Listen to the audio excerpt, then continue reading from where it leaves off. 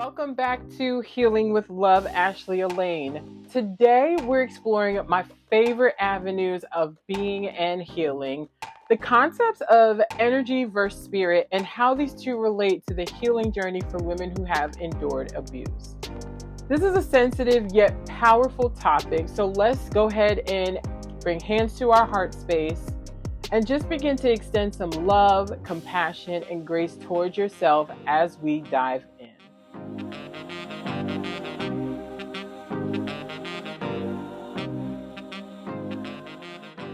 Very often I hear the terms energy and spirit being used interchangeably, but they're not the same thing.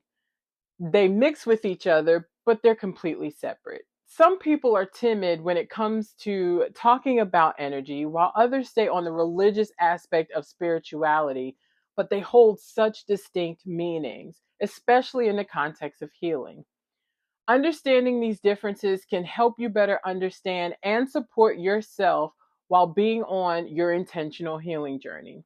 So, in this video, we're going to break down these concepts and discuss what healing from abuse can look like for women, for you, through energy healing and spiritual healing. Energy refers to the life force that flows through all living beings. It's what keeps us alive and vibrant. In many traditions, this energy is called chi, prana, or simply life force. Our emotions, thoughts, and environment can influence all of it. John Bradshaw, the author of Healing, the Shame That Binds You, tells us that emotions are a form of energy in motion. They signal us of a loss, a threat, or a situation. When we experience trauma such as abuse, our energy can become blocked or disrupted.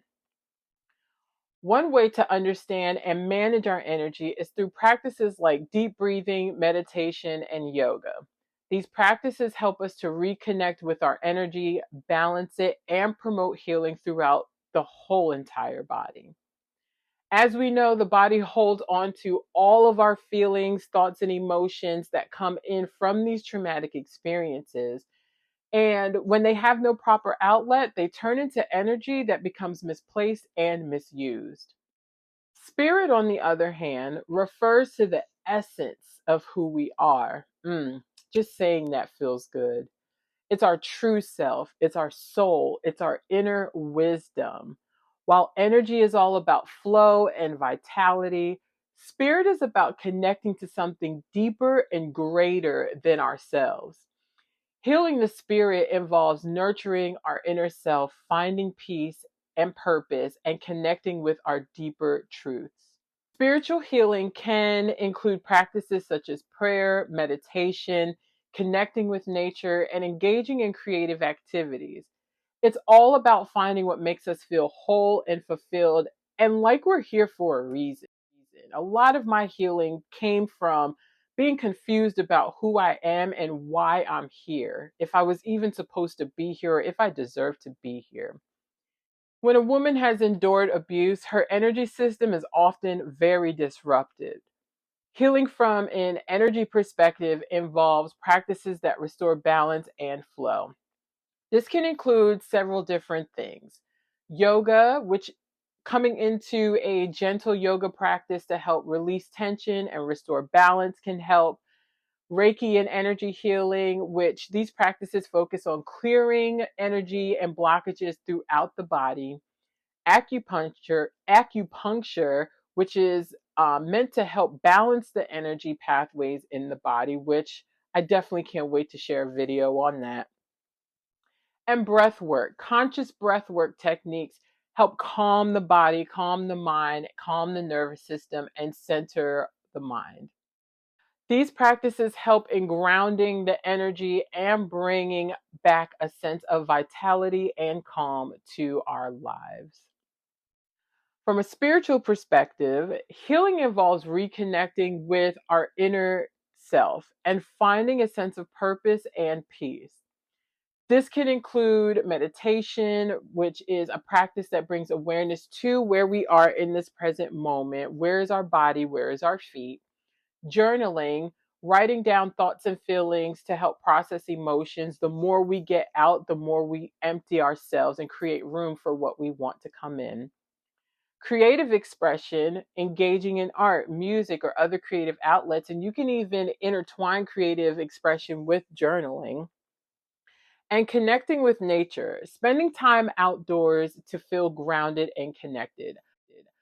I like to combine all of these together: outside, journaling, writing poems, and doing yoga. It's a beautiful thing. These practices help nurture the spirit and foster a sense of inner strength and peace. Healing from abuse often requires a holistic approach that integrates both energy and spirit. It's about restoring balance to the energy system while nurturing the spirit. This combined approach can help you move into more wholeness, interconnectedness, and empowerment as you embark on your healing journey. But I'm sure you're asking, okay, like this is cool information, but why is understanding energy and spirit even important to healing, to my healing, to your healing? Healing from abuse is a multifaceted journey that involves not just physical recovery, but also emotional, mental, and spiritual healing. As we know, it's not just the physical abuse that happens. We got to think about emotional abuse, spiritual abuse, mental abuse, all the underlying abuses that take place before things get physical. Understanding the role of energy and spirit in this process can significantly enhance the effectiveness of your healing journey. So, of course, I'm going to give you 4 reasons why this understanding is critical. Number one, holistic approach to healing.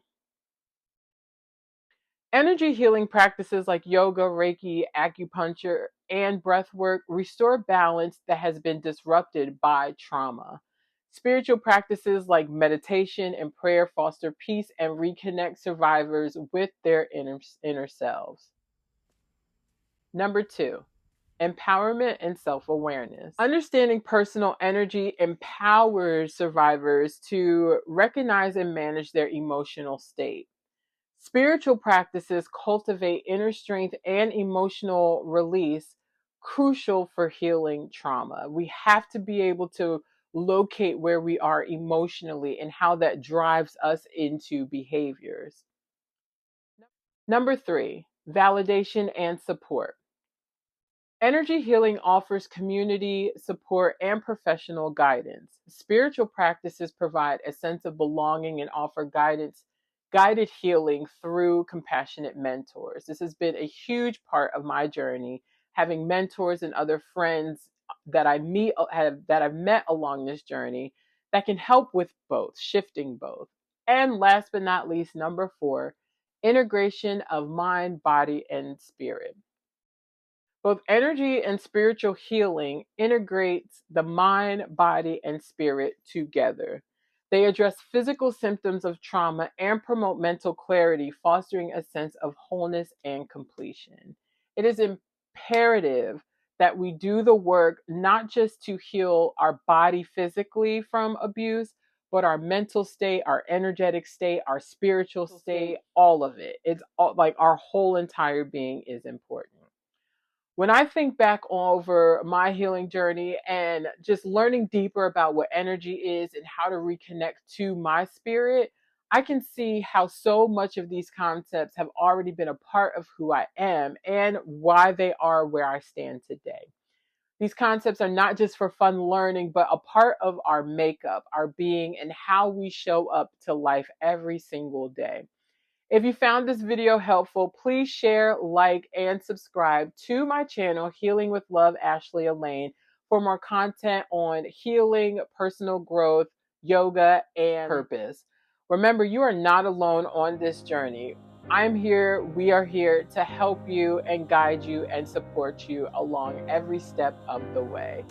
Until next time, in love and joy, take care.